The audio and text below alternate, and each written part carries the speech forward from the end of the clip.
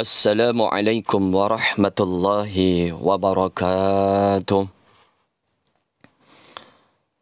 Alhamdulillah.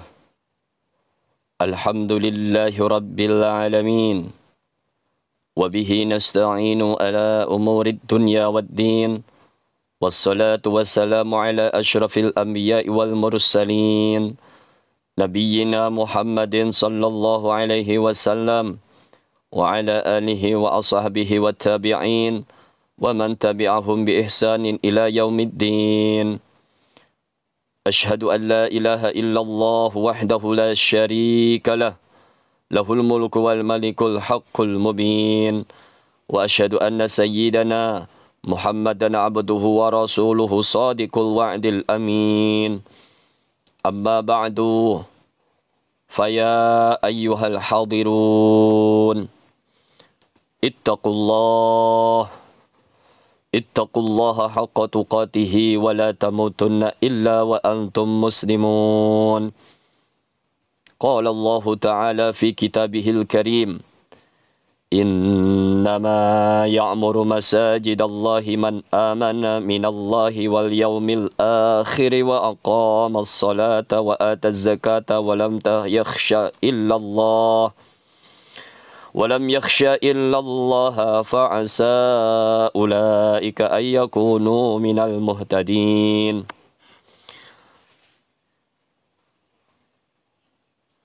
Saudaraku, jamaah salat Jumat yang berbahagia. Alhamdulillah,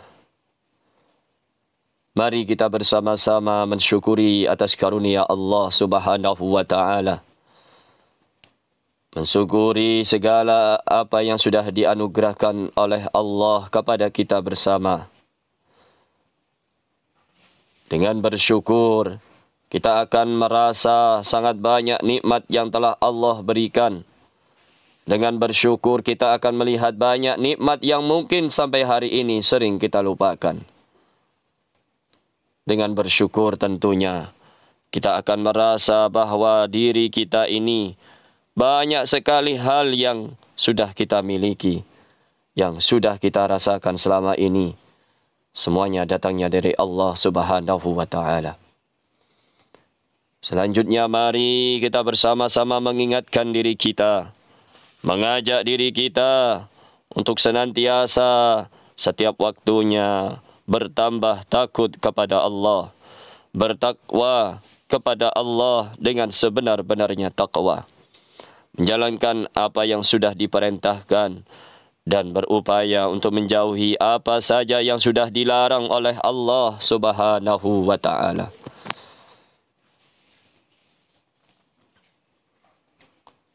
Saudaraku, jamaah salat Jumat yang berbahagia. Allah Subhanahu wa taala berfirman dalam surat At-Taubah ayat ke-18. إنما يعمر مساجد الله من آمن بالله واليوم الآخر وأقام الصلاة وآتى الزكاة ولم يخش إلا الله فعسى أولئك أن يكونوا من المهتدين. Sesungguhnya yang pantas memakmurkan masjid-masjid Allah hanyalah orang yang beriman kepada Allah dan hari akhir, mendirikan salat, menunaikan zakat, serta tidak takut kepada siapapun selain Allah. Mereka itulah yang diharapkan termasuk golongan orang-orang yang mendapat petunjuk. Melihat dan mendengar firman Allah ini tentu mengingatkan kepada kita semuanya umat Islam untuk selalu bergotong royong bersama-sama untuk mengupayakan memakmurkan masjid di lingkungan masing-masing. Tentunya dengan berbagai aktivitas yang merupakan wujud kepatuhan kita kepada Allah.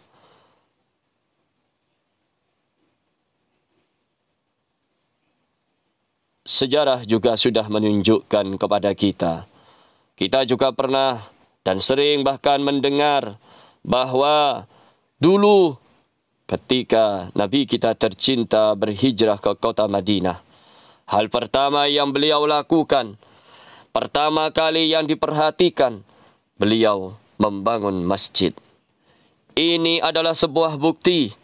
Ini adalah menunjukkan bahwa masjid memang merupakan pusat kehidupan. Masjid merupakan pusat peradaban yang dibangun oleh Islam. Saudaraku, jamaah solat Jum'ah yang berbahagia, beberapa hal yang bisa kita lakukan untuk memakmurkan masjid-masjid kita, untuk memakmurkan masjid-masjid di lingkungan kita masing-masing, guna mensejahterakan umat, adalah dengan memperkuat beberapa sektor kehidupan. Yang perlu diperhatikan oleh masjid adalah kehidupan yang ada kaitannya dengan pendidikan, kehidupan yang ada kaitannya dengan ekonomi sosial dan kesehatan masyarakat. Pada bidang pendidikan, masjid bisa dimaksimalkan perannya untuk memperdalam ilmu-ilmu dan nilai-nilai agama Islam, serta membangun moral masyarakat yang tentunya ini semuanya akan membentuk sebuah karakter setiap individu yang selalu mendekat dan beribadah kepada Allah Subhanahu wa Ta'ala. Dalam hal ini, kita bisa mengemas program-program di antaranya mendirikan lembaga pendidikan seperti TPQ, sekolahan, kegiatan-kegiatan pengajian-pengajian rutin-rutinan, yasin, tahlil, dan semuanya. Pada sektor ekonomi, masjid juga bisa tampil untuk memaksimalkan fungsinya dengan berbagai program, mendirikan lembaga perekonomian, membantu perekonomian masyarakat di lingkungannya masing-masing. Dan tentunya ketakmiran masjid juga bisa menguatkan perekonomian ini dengan meningkatkan kemampuan dan keterampilan sumber daya jamaah yang berada di sekeliling masjid. Ini bisa diwujudkan dengan program pelatihan keterampilan dan kewirausahaan. Kemudian penguatan kesejahteraan, masjid juga bisa hadir untuk dilakukan dengan penguatan bidang sosial melalui maksimalisasi potensi filantropi. Misalnya masjid bisa dijadikan pusat penggalaman dana zakat.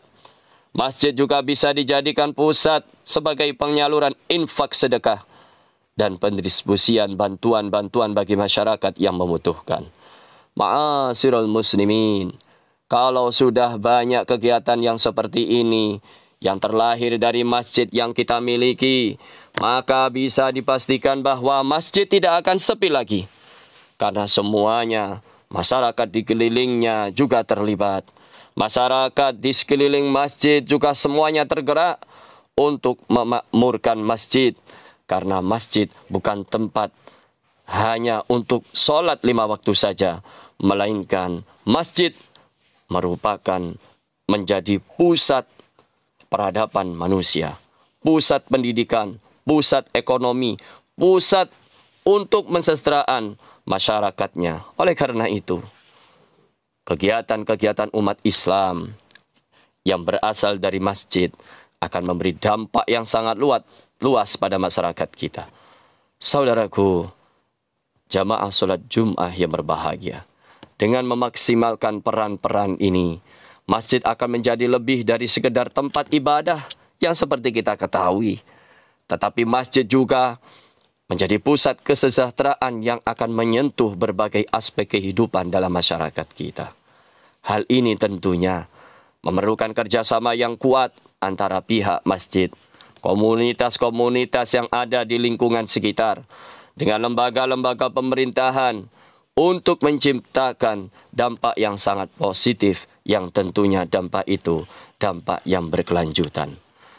Gotong royong, kekompakan dan manajemen yang profesional menjadi hal yang penting untuk diperhatikan dalam mengelola masjid-masjid yang ada di lingkungan kita. Jika semua aktivitas kemaslahatan ini diniati karena Allah, diniati dengan baik, maka semuanya akan dicatat sebagai bentuk ibadah yang akan mendapatkan pahala dari Allah Subhanahu wa taala. Niat menjadi pijakan awal sebelum kita beraktivitas. Apakah aktivitas yang kita lakukan nanti akan bernilai ibadah atau tidak?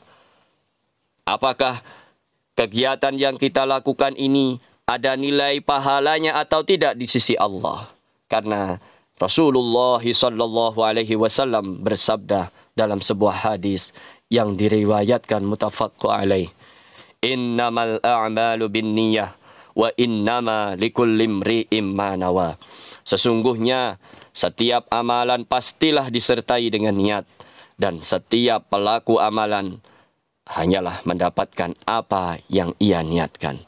Jika ibadah kita ini biasa-biasa saja, jika ibadah ini bisa diistiqomahkan oleh kita, tentunya ini akan mudah dan akan berdampak positif bagi diri kita dan orang lain. Rasulullah sallallahu bersabda, "Idza ra'aitumur rajula ya'tadul masajid fashhadu lahu bil iman." Apabila kamu melihat seseorang membiasakan diri beribadah di masjid, maka bersaksilah bahwa ia orang yang beriman. Riwayat Ahmad dan At-Tirmidzi. Saudaraku jamaah salat Jumat yang berbahagia, demikian khutbah ini. Semoga bermanfaat bagi kita semuanya. Semoga kita memiliki waktu dan kesempatan yang sama untuk bersama-sama memakmurkan masjid sebagai pusat kesejahteraan masyarakat. Semoga kita diberikan kekuatan dan keistiqomahan oleh Allah untuk dapat bersama-sama memakmurkan masjid dengan berbagai ibadah yang dalam ibadah itu selalu mendapatkan ridhonya Allah Subhanahu wa taala. Barakallahu li wa lakum fil Qur'anil azim wa nafa'ani wa iyyakum bima fihi minal ayati wa dzikril hakim wa taqabbalallahu minni wa minkum tilawatahu innahu huwas samiul alim. Aqulu qawli hadza wa astaghfirullahal azim li wa lakum wa lisairil muslimin wal muslimat fastaghfiruhu innahu huwal ghafurur rahim.